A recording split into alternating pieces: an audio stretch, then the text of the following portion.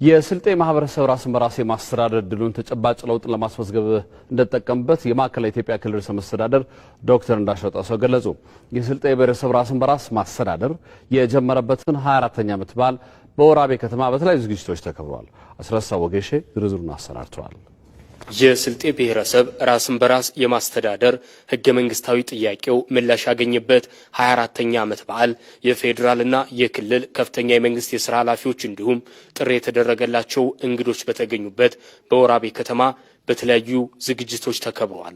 የስልጤ ብሔረሰብ የማንነት ጥያቄው ምላሽ በማግኘቱ ባህልና ቋንቋውን ከማሳደግ ባለፈ በሀገራዊ ጉዳዮች ላይ የራሱን ተሳትፎ የሚያደርግበት እድል ስለመፈጠሩም የዞኑ ዋና አስተዳዳሪ አቶ ዘይኔ ቢልካ ገልጸዋል። የዛሬው ቀንን ስናከብር ከመሪ ቃሉ እንደምንረዳው ቋንቋችንን መጠቀም ወሳኝነት ያለው ነው።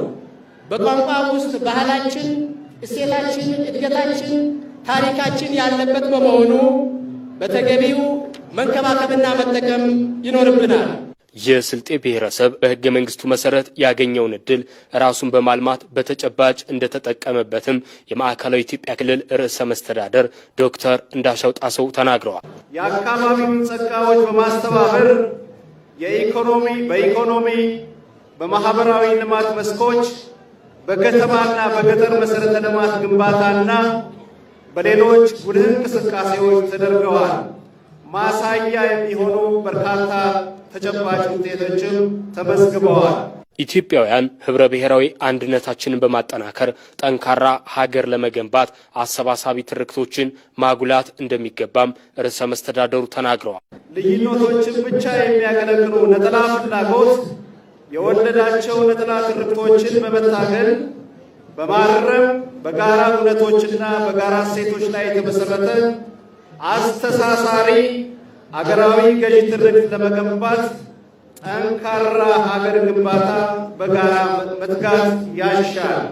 ዕለቱን አስመልክቶ በተዘጋጀው የፓናል ውይይት ላይ የተገኙት የብሔራዊ መረጃና ደህንነት አገልግሎት ዋና ዳይሬክተር አምባሳደር ሬድዋን ሁሴን በበኩላቸው የማንነት ጥያቄው የማህበረሰቡ አንድነት የተገነባበት ነው ብለዋል። በመንቀሳቀሳችን ስለ ራሳችን አውቀናል። ያላወቅነውም የተዘናጋ ነው። በቀበሌ በመንደር በወረዳ የምናስብ የነበርን ሰዎች እንደ ማህበረሰብ ለማሰብ ችለናል። የተበተነ ስነ ልቦና መልሰን ገንብተናል። ቀጥሎ ግን ድህነት አሁንም አብሮን አለ። ይሄን ደግሞ ለመስራት ከተማም ያለው ያቅሙን ገጠርም ያለው ያቅሙን ምሁራን እንደመሆን መሰባሰብ የጀመሩትን ይዘን ትግል አንድ ምዕራፍ አልቆ ሌላው ይከፈታል እንጂ የሰው ልጅ እስካለ ድረስ የሚያልቅ ትግል ስለሌለ ይሄን በጋራ ይዘን በመተጋገዝ ብቻ እንደሚያልቅ አድርገን መውሰድ አለብን።